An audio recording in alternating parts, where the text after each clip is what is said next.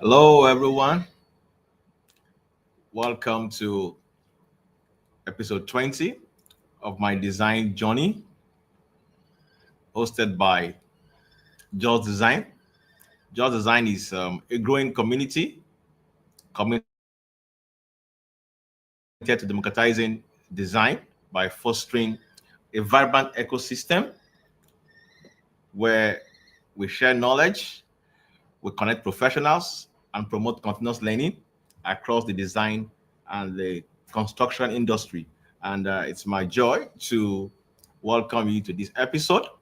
And we have a very interesting episode today that will be shared by a very interesting professional by the name Engineer Ademola Adekemi. I've known him for a couple of years now. He's a mid-level engineer. He's got experience across at least 4 countries, and I'm sure Nigeria, US, France, and Canada. And I'm sure his experience today will enrich our conversation. And so, after this introduction, there will be a short bio about Engineer Demola, and then thereafter, we'll have him to share with us. Once again, thank you, and you're welcome to this episode. And I'm sure you'll have a good time. Call your friends, call your neighbors, let them get on this interesting episode. It's one where I want to give you a synopsis into how you can engineer a global career. Thank you, and have a wonderful time.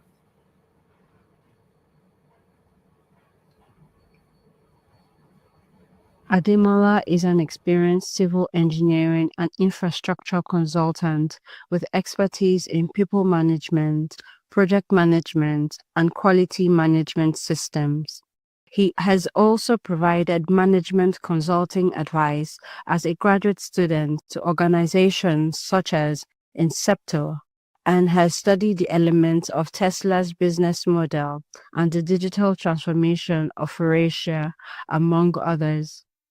During his graduate studies at Odense Business School, Ademola undertook several consulting missions, analyzing business models and providing actionable recommendations.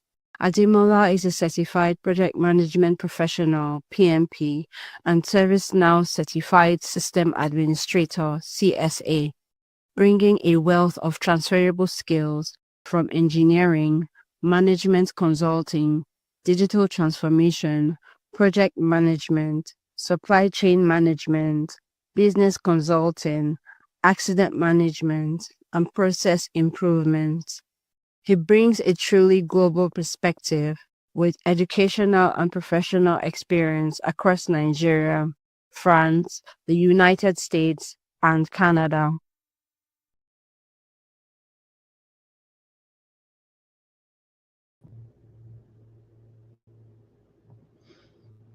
Hi, everyone. It's so good to see everyone today. I hope you can all hear me.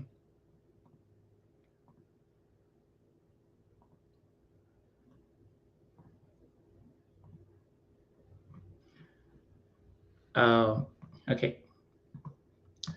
Can there just be a comment so I'm sure that someone can hear me?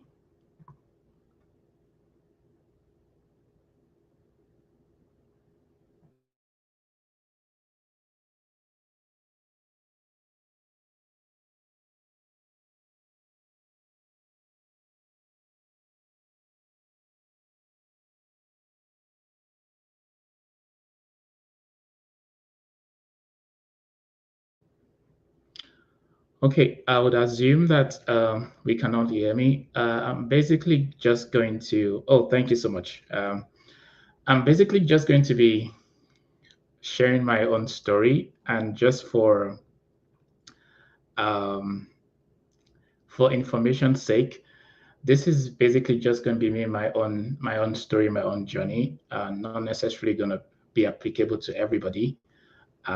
So you can pick what is relevant for you, and yeah, yeah. So it's just my own experience and my own case study. So engineering a global career from construction to strategy, basically my experience. Um, this is my journey so far. I graduated from civil engineering, bachelor's in 2013 from Covenant University. And before doing that, I would say that during my year one, after I finished the year one, I decided to go to a consulting company during the break of year one into year two to begin to learn AutoCAD. So you can see I'm quite good at AutoCAD because I learned that quite early enough, even though I didn't need at that point in time. And every break of mine has always been very engaging. The consulting company then was ATR and Partners, their head office. So I started learning AutoCAD during the break of year one, year two. Then I graduated in 2013. I began my compulsory NYC, National Youth Service. For those probably in diaspora listening to that, it's a compulsory youth service that all graduates have to go through for 1 year. And I was also fortunate because at this point in time, I wanted this 1 year to be very productive for me. And I reached out to ATR and Partners again. And I was very glad because they actually took me in. So I did my 1 year as a consultant. I started uh, learning how to design and also do supervision. And prior to that, during my internship, when we needed to go for industrial service for 6 months, I also interned at ATR and Partners at their head office. So at that point, I got exposed to design. Um, I got exposed to design, supervision in structures and highway as well. So I just leveled up on that. Even in my NYC, I started doing quite a number of projects as well. So that's how my 2013 went. Then in 2016, my roles were now very related to project management, meaning that I was really into a project, which is a stadium design, amongst many other things. And in this case, I was doing design, supervision, and also the construction aspects, just to ensure that everything goes according to budget and timeline. So all my roles were actually related to project management. Then in 2017, this was just 4 years after my graduation from Covenant University as an undergraduate, I decided to take a leap of faith for this. And I'll give you a story. I didn't plan to actually sit for my current exam in 2017. What happened was I had colleagues who came around and said we should study together. They are senior colleagues, that we should study together, that they wanted to get satisfied that year. So I said to myself, and these colleagues will sit and pass, and I will just be there. So it was just 2 weeks before the end of the application period. I had not prepared. I decided just to submit my application. I didn't even have enough time to. Then I was now in a dilemma because I already had so much project I've worked that I've taken part in, and I wasn't sure which one exactly to put forward for NSC. I went through NSC exams interview before current. So I said just to take the ones, the project I could take was a composite structure for the gatehouse in Kenaland, because that was the one I had all the information at hand. The other ones will have been with ATR and Partners, and it'll take a long time because of the time frame to get all these documents together. So I packaged this and I presented to NSC, and also just 4 years. I graduated 2013 and I was putting in 2017. Sometimes engineers are always given so much time, maybe 7 years before facing the exam. But I just said to myself, I could actually just try this out and just go for it. And the encouraging fact was when I sat for the exam, I passed the interview. I can recall what the examiner said. He said this was the best presentation he has seen that day. And I was very glad. And this is just to say thank you to all my supervisors across board, ATR and partners, Living Faith Church, PPD. It showed in how I presented the project, and they could not even ask me any further question. It was just more of conversation or just sharing ideas. And that was all for my NSC. Then, of course, I submitted a summary to Coren, and that was it. I got registered just 4 years after graduation. Now, when I checked the list of Coren, I tried checking that with graduates of my department. I realized I was the first in my set to be Coren certified in September of 2017. Then going back to 2020, because I'm now involved in construction design supervision, I also wanted to do something more. I remember getting into Canaan land with some other colleagues. Some persons thought I had PhD. Some persons also thought I had masters. And I said no, it was just only bachelor's degree. So I said, I need to add more to what I know. I just don't want to be a local champion. I need to really go into construction fully and see how it is.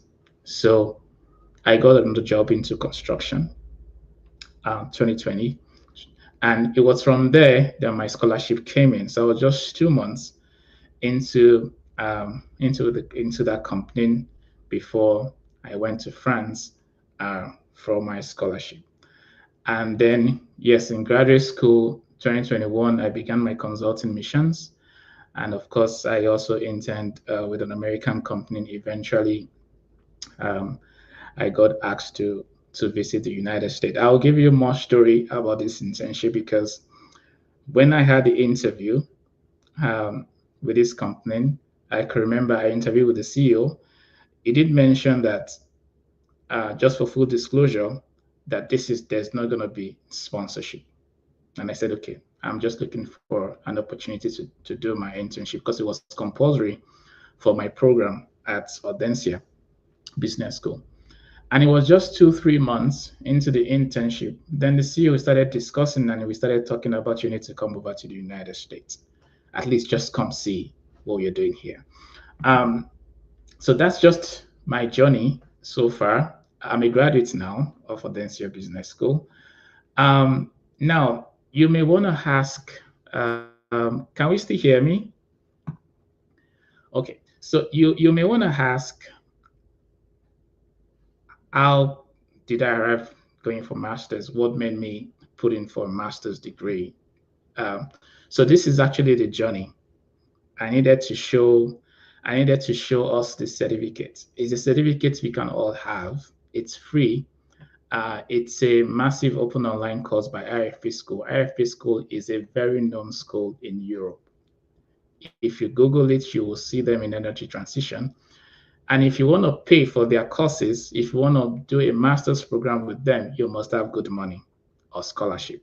I've met a few Nigerians in France that actually got scholarship from Nigeria because it was very expensive to school there. They're into energy transition, carbon culture, and low carbon future. So what I did was I wanted more. I wanted more knowledge. I wanted to be able to help because I realized that people come around, we discuss, and I just wanted to be able to solve problems. And it was also the period of green energy, green energy, green energy. So I started searching for an opportunity online where I can gain more knowledge about energy transition. And then this was in 2019. I was still with PPD in Canaan land. Some of you may know there's a gas plant.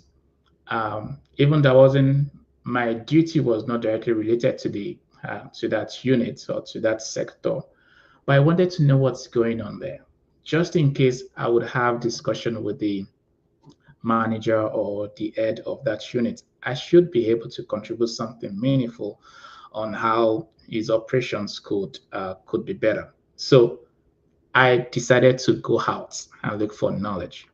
Then I came about IFP school. So I signed up for it, and I'm very glad. Now it's from here that I got exposed from different searches I was doing online, that I got exposed to scholarship because I now wanted to school at IFP school. But when I looked at the fees, I told myself I can't afford it. And I told myself something when I graduated. I said, I want to go for master's, but I want to go without my parents sponsoring me. I told myself they've tried, even though I'm the last one or the last child. They've tried. I wanted to self-support myself for masters without troubling them. That's what I told myself. Of course, that doesn't mean we all have to do this, but I told myself that. So I tried a couple of times admissions, of course, into Canada then. I didn't get it. So I gave myself some time and decided just to add more knowledge. So for my search, I came across this and I came across some scholarships. So I finished this, I got more knowledge. I was very inspired um, to to speak more on energy transition, just in case I needed to seek for scholarship from IFP school. I can say this, I can say that, and all. So this is the story about this one. Now, um, after that, I found scholarship. I started Googling. Then I came across, so I typed energy transition in Google search scholarship. So, and I realized I saw a few schools. So I sent emails to those schools. Now I'll tell you how I arrived at Audencia. I sent emails to those schools. This was in 2019, I think it was October or thereabouts. I sent emails to those schools, and Audencia was the first to respond. So I was very impressed. So I took it up with them, and I made it clear that this is who I am. I can't afford any of your tuition. I'm only interested in schooling with you because of scholarship. So there was, so from the onset, it was clear. I told them I can't afford it because how much was I earning to pay over 25,000 euros? I mean, that's aside accommodation, feeding, and all. I can't afford it. So I just made it clear that, and I wasn't gonna trouble my parents or relatives or anything. Because I believe they've played their part. They've sent me to a good school, a good university. I should be able to figure something out also myself. So, and they said, okay, that I should, first thing, I came across IFU scholarship. And when I read IFU, Excellence IFU scholarship, so you can, as a candidate, you can't directly apply to Excellence IFU scholarship. A school has to nominate you. So that's the thing. A school has to nominate you. And that's one of the reasons I needed to reach out to Audencia, because they were part of the names or the schools on the list of IFU scholarship. So those were part of the emails I sent to them. Yeah, I'm interested in Excellence IFU scholarship. However, I can apply directly because that's the rule. A school has to nominate a student for the scholarship. So I made that clear. And they asked me, okay, the first thing is to pay for application fees, which I did. And they also asked me to pay acceptance fee before they can nominate me. And that was huge. I think it was 1,500 euros. And I also want to say thank you to my brother, who actually came through. All of this were happening without my parents' knowledge. At that point, I couldn't hide it anymore. I needed to reach out to my siblings, see, this is what I've been planning on the ground. And I'm at this stage, I needed to move forward, but I needed to commit um, starting a month for acceptance fee. So we kind of reached that, we paid, and I want to say thank you to my brother for that and to the rest of my siblings. Then they scheduled me for an interview. Now, this is the interesting part. Sometimes some schools will not ask you for interview even after you've sent your personal statement. I had a video interview. I had a video interview. Now, I I was even on a family function in Osun State in Ife that day, and I was also still praying for good connectivity. I started from the house, and the network was very bad. I had to come out of the building, but they were so very gentle and understanding that they had to call me back for the video interview. So they wanted to know the reasons, the motivations behind me wanting a scholarship and why should the school nominate me for, because I'm also going to be representing the school, like, you know, uh, for that. So it was very interesting. So I did the interview and I shared a story with them. And this probably may be the first time many persons that probably know me will be hearing about this. So while I was in school in Covenant University, I think it was my year 2 or year 3, myself with some other students from different departments, but I was the only one from civil engineering. We had someone from mechanical engineering, chemical, petroleum ICT. We all came together as a group, and we were working on a private project. The project was to generate electricity with water without having a transformer or a booster. We spent some money. I did the civil aspect because we needed to build a structure for it. Nobody knew about this. And it was successful because we were able to power a 5-watt bulb. Then, unfortunately, we had a documentary which we kind of lost. And when we now went on internship, we came back to project and everybody started traveling out to different jobs. So the project just went that way. So that was the story I shared with them, that I really wanted something of affordable energy transition, how we can generate power. And we realized that water is very accessible to a lot of Nigerians. So what if we can take advantage of water to generate power? Many people have wells that have been sunk in their houses, boreholes. We don't have to rely. And we didn't want to have a booster because there's really not going to be difference in what someone else is doing, and that leads to value proposition. What are you doing differently? What value are you bringing forward? So, and that story caught the panel on the call. There were actually more than one person on the call. That story caught their attention and was straight away. They told me just right after this call, they're going to send me all the forms and they're nominating me for a full scholarship. And I was very emotional. I was very happy that a dream finally is coming true. And there's a caveat to IFO scholarship. There's a restriction as regards age. I was just at the mark of the age, but I still went by faith. That's, well, let's see. If the school can nominate me, let's see what happens. This was during COVID and all. They were to announce the results in March of 2020. I put in October, November 2019. So I told myself, if I'm not going to get the scholarship, I'm not going to do the master's. So March came, there was no information. April came, there was no information. They said due to COVID and also quite a lot of setbacks in some operations and all. Then the school reached out to me that have I heard anything from IFO scholarship? I said no. So they checked from their end and they told me, oh, I wasn't selected. I felt bad. But the school did something. They sent me their own scholarship application, Audencia Foundation. And I was very glad. Just from that story, they sent me their own scholarship application.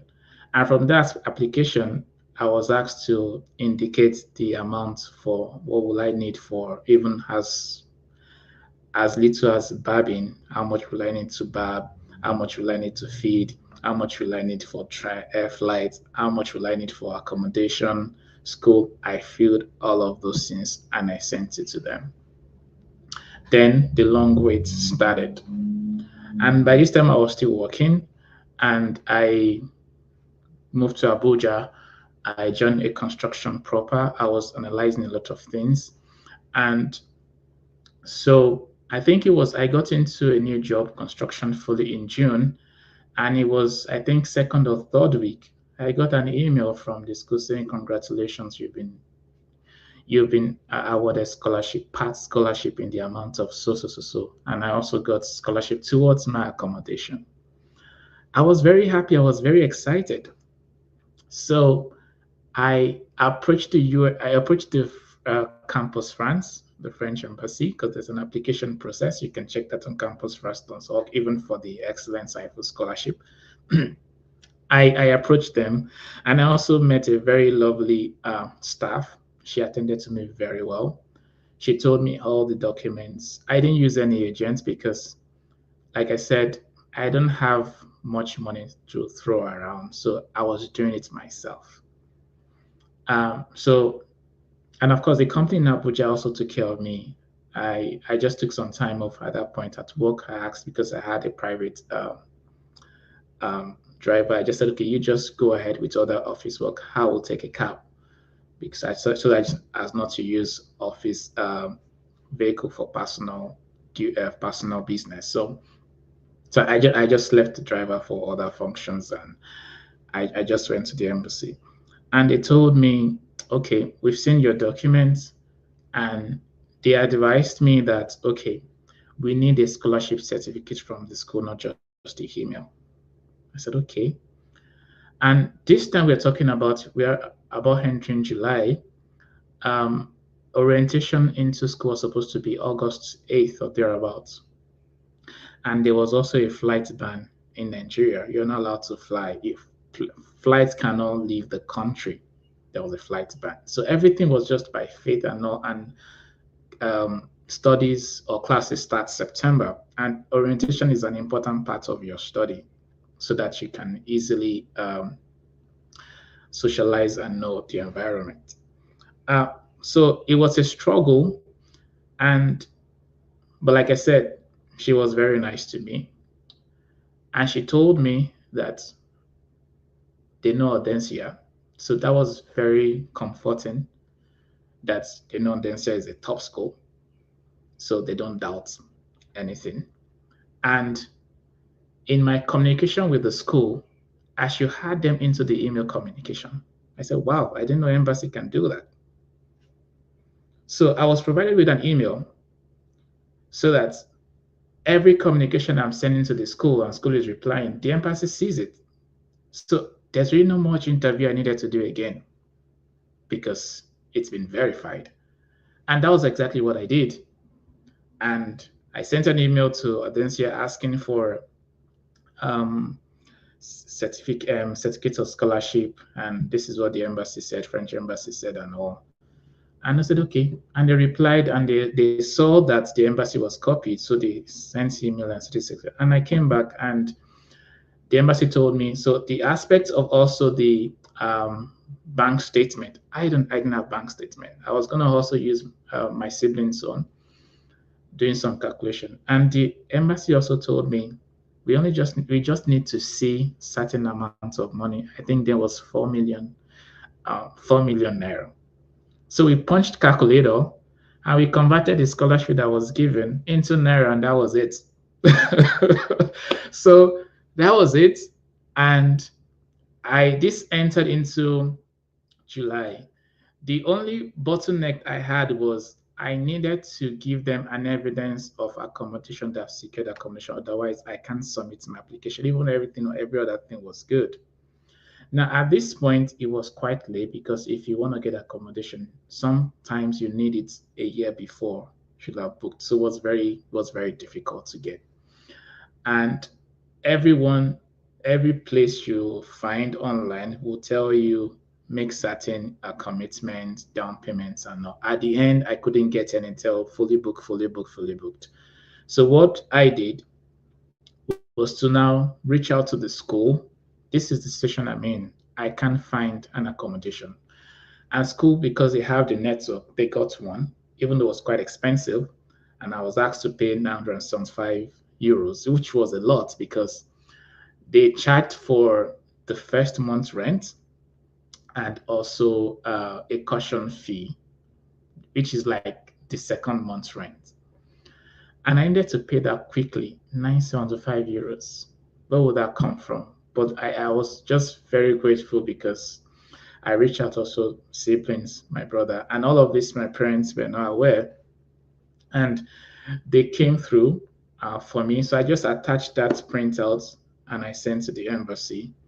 So I sent my passport, I think, on Wednesday. This was now in August, towards the end of August on Wednesday. And by Monday, I got an email that my passport is on it. So it was just 2 days, 3 days. My passport was stamped. Now, that week, first week in September, I think first day or last day in August, the Nigerian government announced that flight ban has been cancelled, COVID and all. I was very happy. Um, and there was now a rush of people applying for, paying for flight tickets. Many airlines have not fully come back on board. So I checked Emirates airline, I was seeing 1.8 million. I said, where would I would come from? 1.8 million. So I reached out to my sister. She had an agent who does all this travel agency and told me those were the ones available now. So I suggested an airline and he said that they are not flying because on their website they're not flying. And it was very sure. So I told myself, but I can also just reach out to the airline myself. So I got recharge card, top up, I loaded my phone and I made intentional call and I called the airline's head office. And I asked them, I introduced myself. My name is Ademola. I'm calling you from Nigeria. I just want to confirm if you're flying. I know on your website it says no flights and no. And they told me they are flying. I said, how much? They said 200,000 naira from 1.8 from other flights. They just asked me, go to this address in Abuja. And by Monday or Tuesday, I went to the Abuja office. I made deposit. At least I could afford that. I booked my flight. And by September 6th or 7th, I flew out. I booked the flight, I think, 2 days to my flight. So I booked my flight and I flew out 2 days after. So that's how I came to France. In fact, it was when I booked my flight that I called my dad and I told him, I'm going for master's. I was like, where are you going to get the money from? I said, don't worry. Admission has been secured. Accommodation has been done. Flights have been booked. So I didn't even get to see my parents. I was very happy because I can imagine what was going through their mind. All of this were done without them being involved. No worries, no stress. But of course, I didn't have much cash in France. I went with 150 euro because I did conversion with the salary that I had. And I thank the company also for being very kind to me and very understanding, the company I work with in Abuja. So that's my journey to France, basically. So starting the graduate studies, like I said, this is my own case study. Your story could be different. Other people's story could be different. First thing would be familiarizing yourself with the campus resource. That's why I said going there, I couldn't meet the orientation. The orientation was in August. There was no way I could have actually met that with all the things that I went through. But it's very important. The Student Center participates in orientation, academic advising service, and if you can, join student organizations or clubs. If you can. So now I've started studies. As a matter of fact, I'm going to also share you this story. Classes have started, and they have this kind of rule. Well, if you're from Covenant, in a way, you'll have been familiar with it. If you miss certain level of attendance, I think even across the universities in Nigeria, you're probably not going to be able to sit for the exam or test. So I've missed some classes. I don't have any family in France. I don't speak French. I know people will be wondering, oh, Je suis, maybe I speak French. I don't speak French.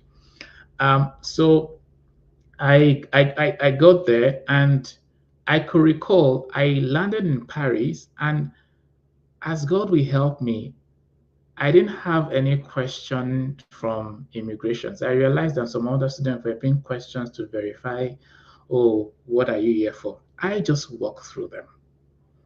And so I got there. So I landed in Paris, and luckily for me, because I was coming to Paris, my brother, my siblings, I tried to reach out to someone in France, and I don't know these people. Just to take me in, and the following day, I can probably take a train to Nantes. My school is in Nantes, in France. So, and this family graciously also gave me, I think, 50 or 100 euros the following day. It was on a Tuesday. With all my bags, do you know, I went to France, I went to school with my bag. It was so embarrassing, with my luggage, and my box now broke. So I was dragging it on the floor. And you can imagine an international student going to class with all your luggage and a bad box dragging on the floor. It was embarrassing, but I told myself I needed to just face all of this. I can't be worried with the embarrassment or anything. I've gone a long way. I've gone a long way already. So I got there, and of course, security will ask me, they'll first want to speak French to you. I did an international degree with them, so it's taught in English. But you entering the school facility, you'll most likely be greeted in French, communication in French. So I just told them, some of them also speak English. And I just, so they told me, they took me to the student affairs and all. And because they helped me with the accommodation. So I took there, I went there. So I left my box. I went to class. In fact, it was very tiring. I joined the class late, and it was just very, it was just very, um, it was just, it was overwhelming because I was shy. I felt a little bit, how will I put it? Because I didn't dress properly.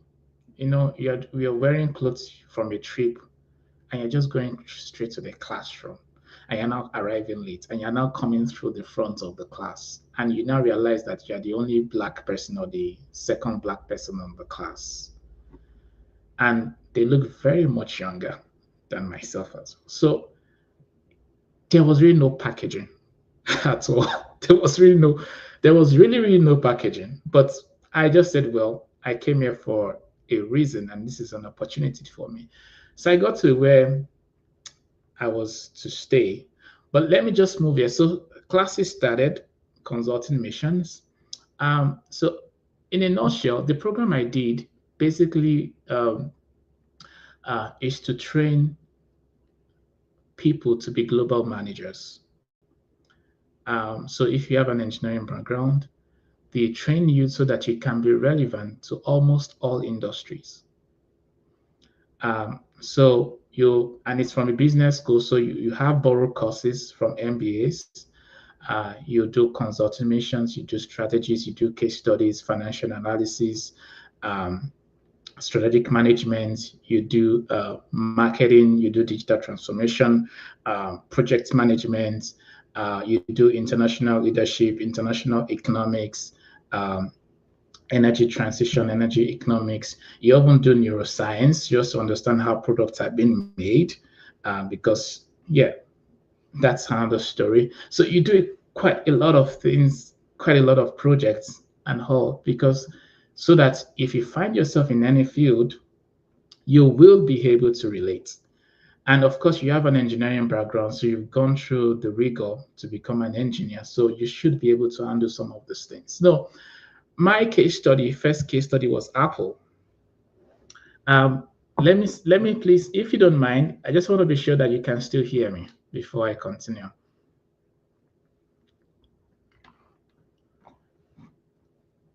Okay.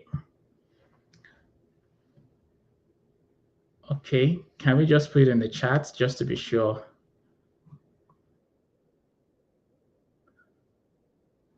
All right. Sounds good. Yeah. Thank you so much. Yes. So Now, the first case study I had was Apple, and they formed a team of students. It was my teacher. Sometimes you just call them teacher, not you. So I was not used. They were not really used to being called lecturers, so you probably just call them teachers. I was Professor Lisa, and now Apple. Now, if I'm to ask us, if you hear the name Apple, what comes to your mind? Probably you'll probably think of iPhone, but we do realize that there are other products that Apple actually offers.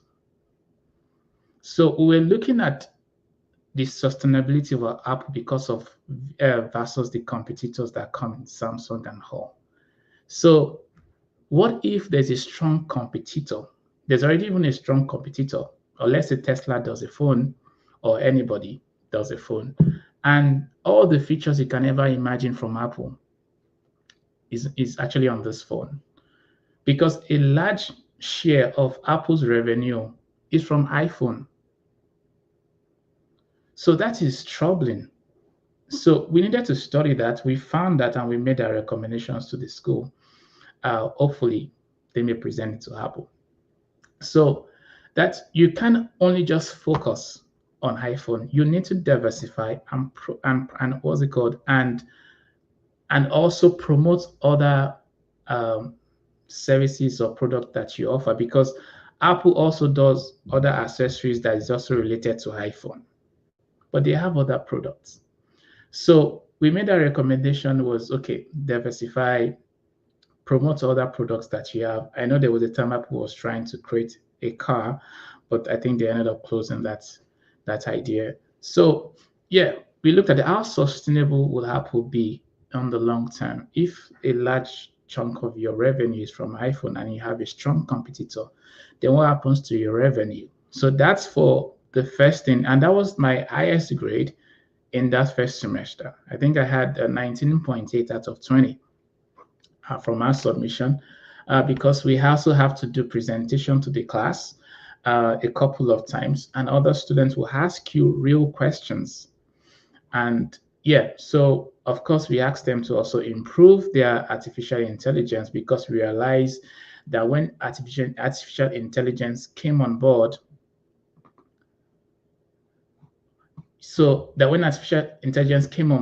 there were some biases in artificial intelligence, especially for voice commands. You may recall that when we started using voice commands, uh, these devices wouldn't pick your accents. It will pick certain accents. But it's good that the IT industry have tried to limit those biases until you speak in a certain way that these devices will actually pick. So those were some biases. It could be an innocent one. It could also be that we don't have then some programmers or IT guys from our part of the world who would have also infused those data or intelligence learning to all these voice command services or products. Yeah, so we also identify those things, and we are happy that improvements across IT industries in terms of voice command intelligence is there. So for Tesla, in this case, we studied the elements of Tesla, and I'm sure Tesla is actually not strange to anybody. So I just need to jot down some notes so that I don't forget.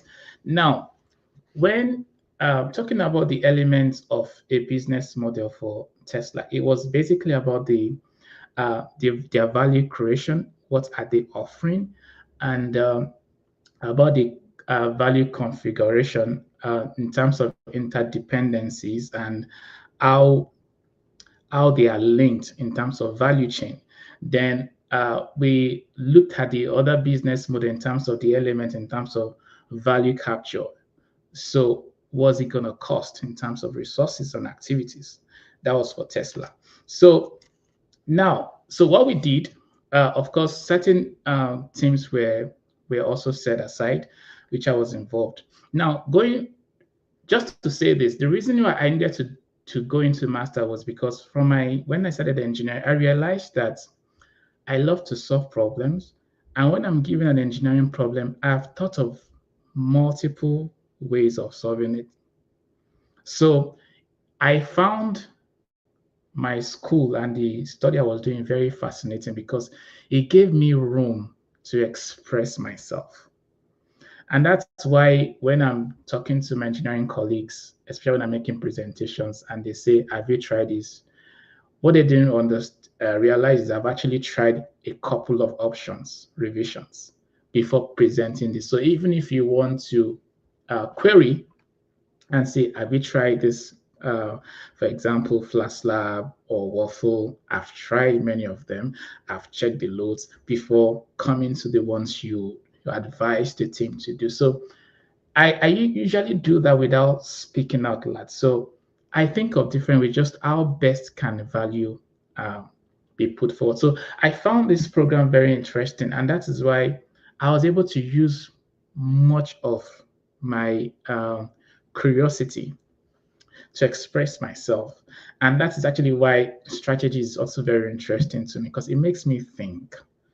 And I enjoy thinking because I was like, okay, can we do this in a better way? Can we do this in a better way? So for Tesla, we analyzed it and we broke this down into certain categories. For example, the key resources, it's about innovation. How can they achieve a long-term battery and supercharges network? Then affordable electric vehicles, and of course, direct sales and supercharges. Some of us may be aware. So there are about 3 to 4 um, charge network for Tesla or for EVs, for example. You have the 110 to 120 volts. That could take you about a day or two to fully charge some electric vehicles. You have 240 volts. That could take you about a day. Then you have the what they call supercharge. Those are 240 volts. That could actually charge for about 4 or to 6 hours, depending on the model of vehicle. So I just need to say that in terms of if you're into electric vehicles and all in terms of charging, because some actually have just in case you want to have one in your place, you probably just need to know that not all charging stations. You need to understand the ideas behind the charging stations, and that also corresponds to how long it will take to actually fully charge your battery. So don't just allow someone just to install a charging station for you. So yeah, I just need to say that. Then we looked at the activity design in terms of operation and marketing for Tesla. Then we looked at the interdependencies. This was very critical because so for business strategy or for business consulting, there's something you probably look at when you're analyzing your market. You probably must have heard something like PESTEL, SWOT analysis. One is for internal, one is for external factors. For example, SWOT you could say is for internal, that is checking the strength of your organization, the weakness, opportunities, and threat. And PESTEL, you could talk about the external environment, the political, economic, legal, and stuff. So we needed to look at the interdependencies for Tesla. And a major aspect of that was the external in terms of government laws. Because Tesla was trying to do something that's really has not been done before. So you will need government approvals for those things. So, and if you don't get those sorted, then your business cannot thrive. Like I said, we're talking about business models here. Your business cannot thrive. Then you also have to talk about cooperation with traditional gas stations, or you call them fuel stations. What do I mean? You have to start talking to, for example, we could say Shell, so they can have charging stations there. So that if you take your Tesla to a gas stations or a fuel stations or petrol stations in some cases, you have a place to charge. So to that extent, that the internal one interdependencies was for their engineers to keep researching on how to make the battery longer. Yeah, so I don't know if we have any questions. So I'll just quickly try to move forward. So I found it very interesting because I saw myself expressing myself and thinking just beyond engineering because yes, engineers could actually build a future, but the strategists will probably shape it. So, and those are the thinkers basically. Best approach of doing things. And of course, businesses are always competing with one another. So in Septo, um, this was a consulting mission where I had the opportunity of actually dealing with the senior executives of this company. Is in Europe. Of course, they have other branches around the world. They are into healthcare. They are into AI in medical imaging. I'm talking about X-ray, mammography, MRI machines. Now, the task the company gave to my team through the school, they wanted to go into a new market. And of course, like I said, you're going to do a business model market analysis. So they wanted to enter Switzerland. I may not be able to go into detail for confidentiality case. Uh, we looked at that, we submitted, we were interacting with the companies, uh, and we submitted our proposals and recommendations. And just yesterday, while I was preparing for this, and this was in 2021, while I was preparing for this presentation, I checked their website and I realized that in September 2021, they've actually now they have a presence in Switzerland. So it's a good thing to see that what you did, and we did our submission around April of 2021, and I just checked their website, and I realized that they actually they have a presence now in Switzerland, dated back to dated back to September of 2021. It's very good to see that some of your contributions have been put to reality. Now, for Forestia, this was also another consulting mission where we also needed to talk to other stakeholders, vice presidents, team leads of these companies, interacting with them. Here, they are into automotive technology. They have about 300 industrial sites and 63 research and development centers across the world. So we analyzed Forestia's Industry 4.0 in terms of digital transformation, and we were able to summarize them into main phases in terms of their strategic partnership, their safety and security, their automation, digitalization, artificial intelligence.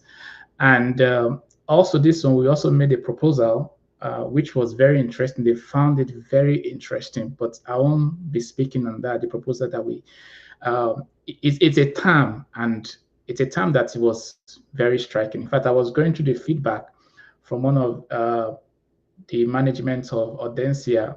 I saw those feedback when I was just going through my emails, and they were like, "Oh, that was very creative of us." We found a terminology which this company actually found very interesting. And for the artificial intelligence, we talked about cobots. This is not what we suggested anyways, proposal, but we realized that they were already using cobots is collaborative robots, just an intelligent robot basically. So that's cobot. So I'll just leave that aspect for Forestia. Then Sanofi. So this is also very very beautiful. So this is also a case study. CGI is a business consulting company. I think it was their vice president that took us on this course, and we looked at a case study of Sanofi. Sanofi is also into healthcare. Now, and just like I said earlier, businesses are always in competition. So what's going to give you the competitive advantage? Okay. I'm sorry, I guess we have to run. I have to move faster. I've just been notified that we have less time. So I'm just going to hand up there, Sanofi, McKinsey, because of time. So my journey into supply chain, while I was a student also, I was trying to, for example, I said they want just to train to be global managers in different fields. So I was looking for other opportunities. Then I came across Schneider Electric University in terms of circular economy. I also did some circular economy courses in school. So this was the proposal that I did for them, that I submitted in terms of how we can prolong the lifespan in terms of circular economy for phones instead of just throwing them away. So the data I presented is in 2021. Because of time, I may not really be able to go through all of this. So in summary, the graduate journey, your application is very important. Visa, like I said, if required, because sometimes you have online courses. Accommodation, it's very important. It's a major milestone if you can get this done. Orientation day, don't miss it. And of course, enjoy your experience. So these are my own experiences. This is Audencia Business School. Never stop journey is their motto. I joined a volunteering aspect. If you want to see, you'll see the video in action. The internship, a go live session in Boston. This was done in Boston. So for accommodation, depending on your budget, yeah, you get accommodation based on how much you can afford. So on this second image, it's also an accommodation type, and the one else is other accommodation type. So depending on your budget.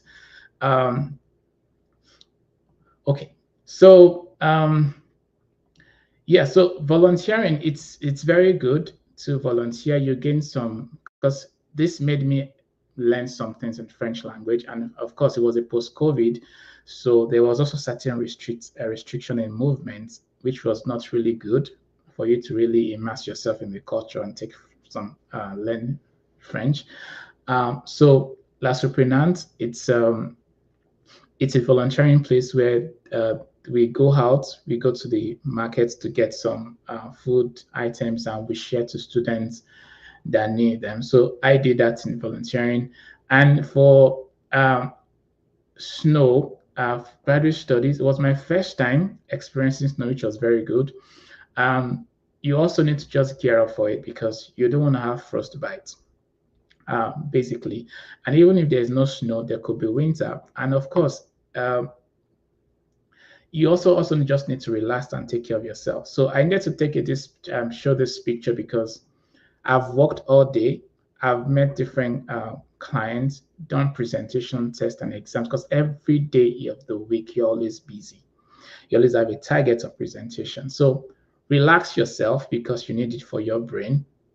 And for that, and activities, of course, participate if you can. If the health there's really no COVID restrictions for now, but participate, enjoy yourself, visit to the beach. You can see, if you check my pictures, you will see that my facial expression differs. You'll see some I look fresher, some I look stressed. It just shows you the variation of the struggle sometimes. Yeah, so relax yourself and take some time to explore. I took a bus ride to Paris. I visited the Eiffel Tower. This time I went for my US appointment. Then I was trying to go to the US for my internship. And of course, this is the summit floor of the Eiffel Tower. It's about 300 meters above ground level.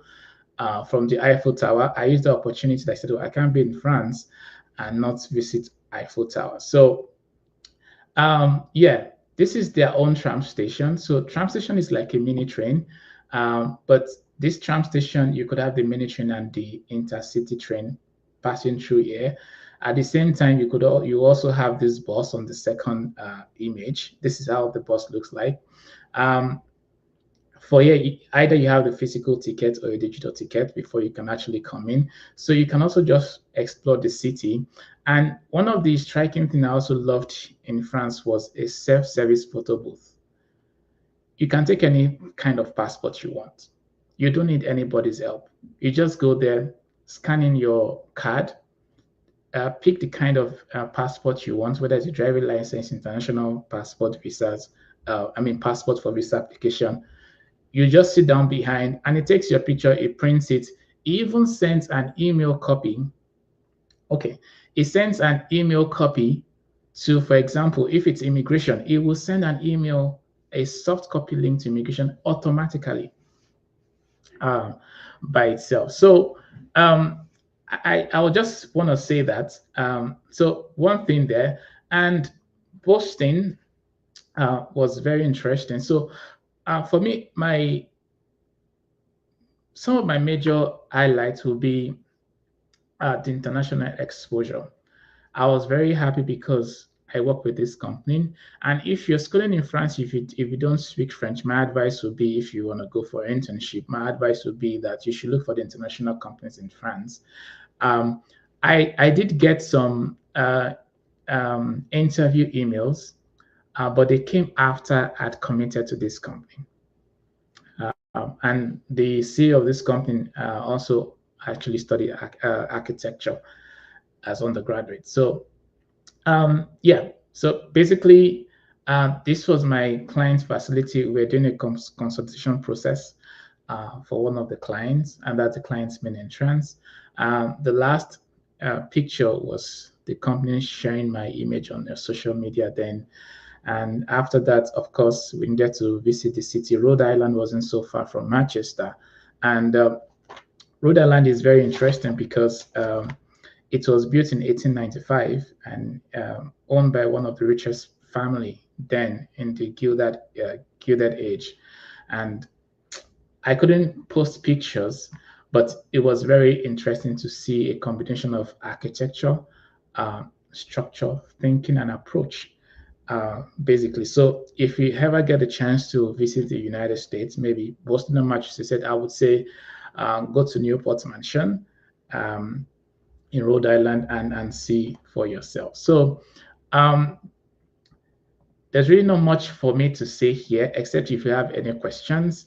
But just to quickly talk about my major milestones here, um, I would say that regardless of where you're starting from, basically, just don't give up.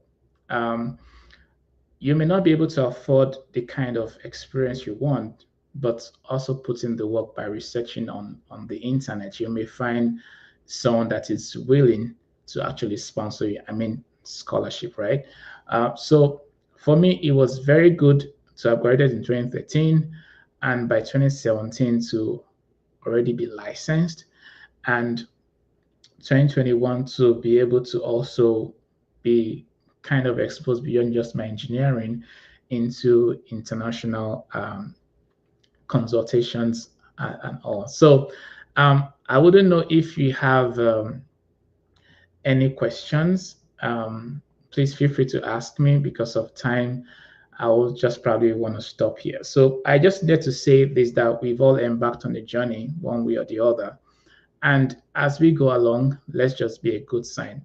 What do I mean? I mentioned something that when I started my internship, the CEO did mention that there was no sponsorship.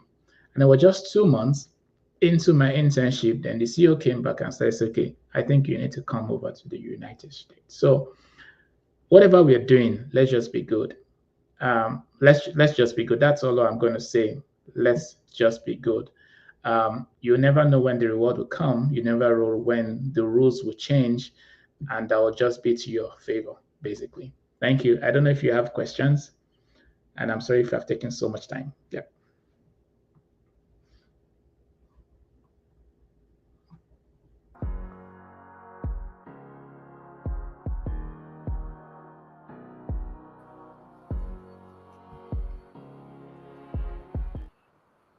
Please feel free to ask me. Yeah.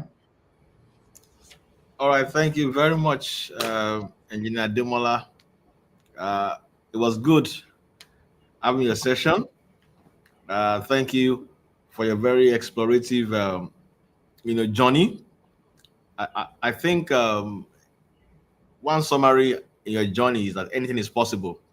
Yes. It's interesting to know that you literally bootstrapped your postgraduate, education outside the country.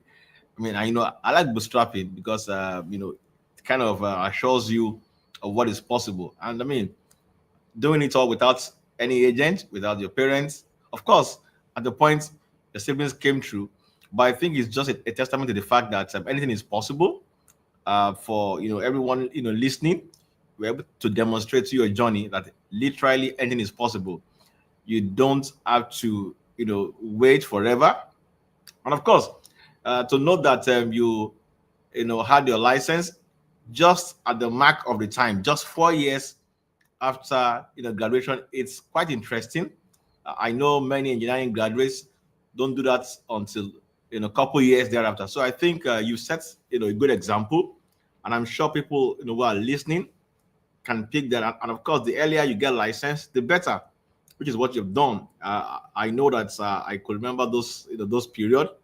I mean, there was no wife at that time, no baby at that time. So obviously, you seem to have more time on it, on your hands, and that was very good. And I think for me, that's a critical lesson for startup engineers and architects who are starting up their journey, knowing that look, anything is possible, and it's better you strike when it's hot. And I think you did just that. And of course, your approach to diversifying is also quite insightful. Moving from from core civil engineering into energy without departing from your structures. I mean, I know you're a very good structural engineer, and so for me, I think those are very very timely decisions you took.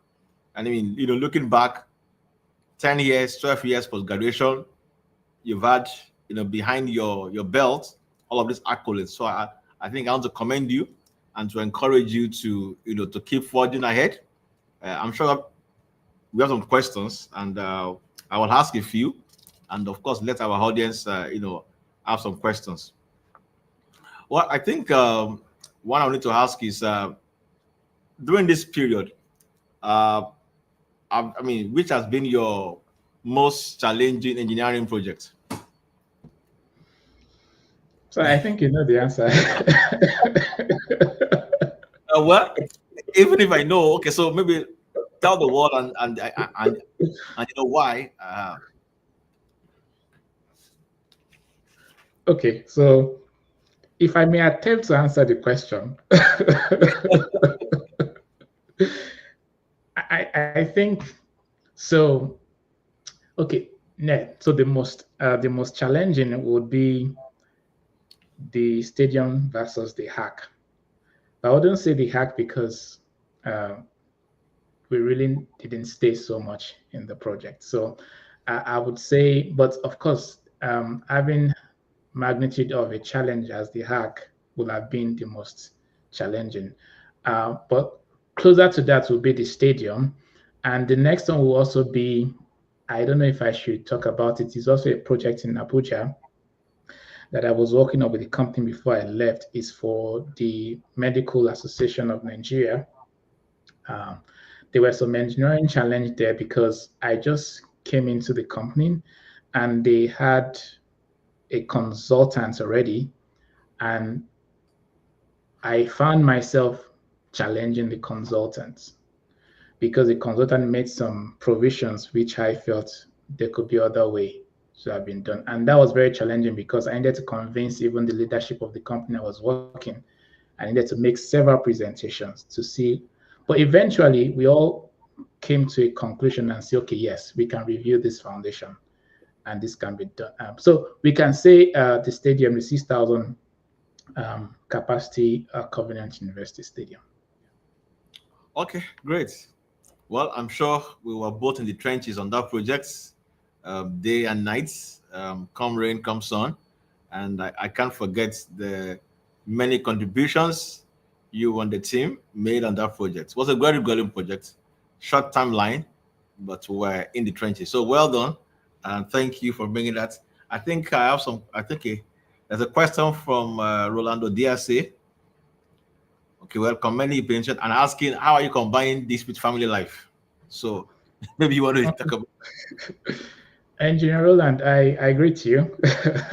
And happy Father's Day to everyone on the call. Yes, so I would want to say that this question is relating to now because some of these projects, I was not married. I got married in 2022. Um, it was actually a different story. And I know you want to talk about probably work-life balance. And that's what I would say about the CEO of Andrew Waits, the US company that I worked with. Something happened when I started internship. Each task I was given, I was always finishing before time. So there were days where the CEO will send email to me and say, Demola, take time off. Just take time off. Because as I completed, I'll be asking for more. So it taught me work-life balance. So I guess your question is probably talking about work-life balance with family life. So for me, the way I interpreted love purpose, so it took me on a template. I don't have access to that template because it was sent to my official email then with the company. It took me on a template. We were on a video call and showed me the important things in life, family, and work-life balance is just creating time for what it's important. It doesn't mean we don't have important things, but do we create um, time for them? So to your question, it's been challenging. Uh, I worked on it for some time, but recently I found myself last year because I was volunteering for two companies as a project manager. They were both US companies in IT, website design. And I realized that my former colleague in the company I worked with recently reminded me, her name is Lisa, and told me, Adi, you need to slow down so that you can also have time for family. So um, for me, what I would say, because I've tried to limit, so like I said, I try to do a lot of things, a problem I analyze different. So I try to limit it to maybe two approaches, solutions. And I give myself time. If I'm working till 5, then spend time with family. So I wouldn't know what works best for you. If you probably need to come up with the structure when, or you also want to delegate to your colleagues on certain assignments. Yeah, but it can be very challenging combining that with work life. But for me, I'm also still work in progress. I guess my wife will be the one to answer to that if I've done well.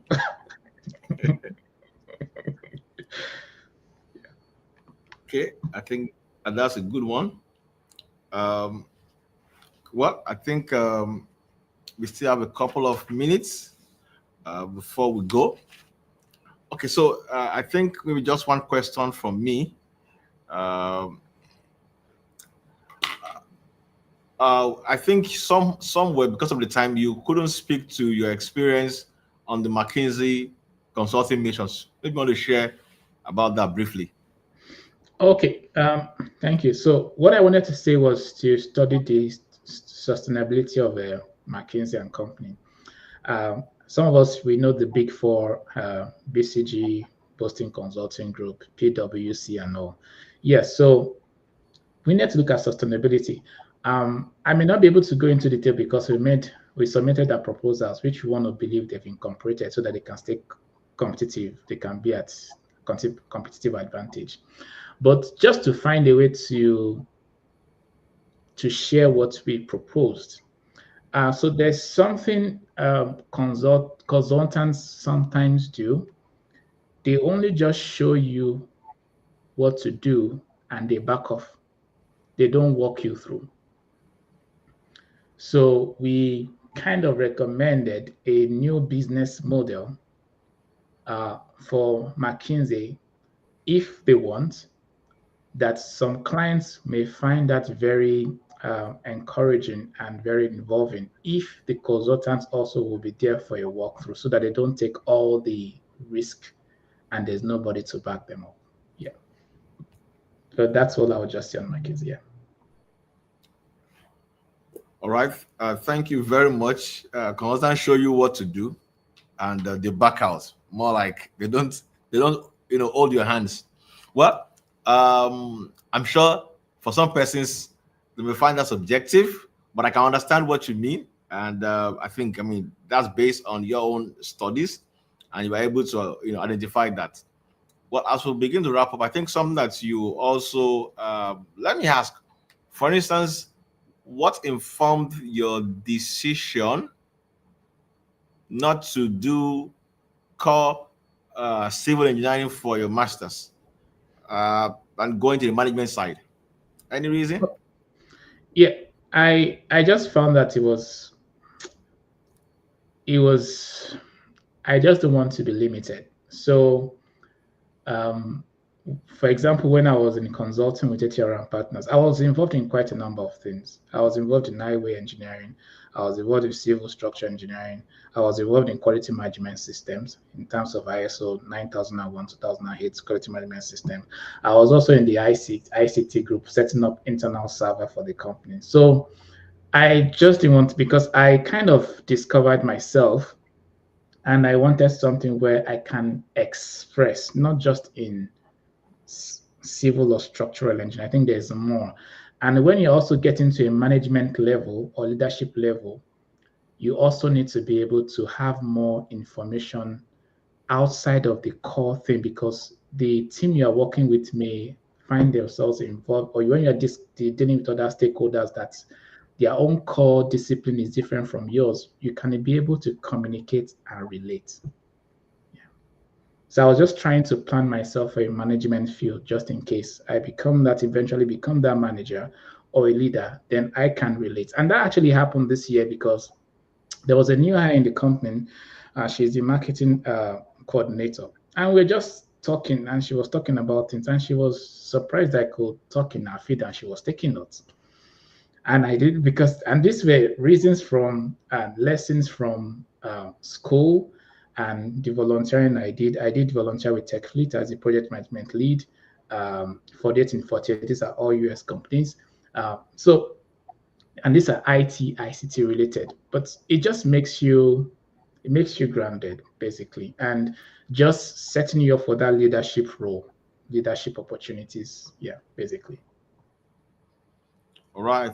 Thank you very much. I think a critical issue you try to identify is that look, you had to broaden your knowledge because of the big picture you have. I mean, of course, I've always known your stuff, and while you're here in Kenya land, you had management roles. So I think going deeper to strengthen your resolve and strengthen your capacity, I think it's just a good one. And I'm sure many persons listening can see value in that. Yes, we should go deep in one field, and at the same time, we should also broaden out.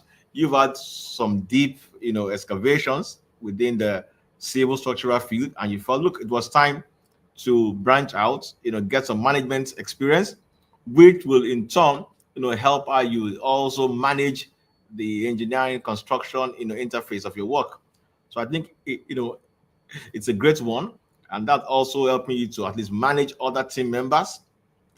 Thank you very much, Engineer Ademola. It's been a very interesting, time sharing Thanks, with sir. you and our audience. Thank you very much. I mean, it's good to have you. I've been seeing comments on the YouTube page. Persons commending the presentation. Well done, sir. Thank you. Well done. Thank you. Thank you for the session. And so I want to say thank you very much. It shows that you really, put your heart to it. And I think your journey is one that many of us, many young persons can learn a lot from. I mean, the import of having a international exposure across different countries, of course, is reflective in your delivery, and I think that's quite insightful. That young professionals should be aggressive as to getting exposure very early, and I think that's a major takeaway. I think we can have from this session. Thank you very much, Engineer Demola, and I'm sure that Thank you, sir. when next we invite you to go deeper in your work, in your experience, we'll be glad to have you. Thank you so much. And to our audience, thank you for your time. We're so grateful to have you. See you next month about this same time. Thank you, sir. Bye. Thank you. Bye.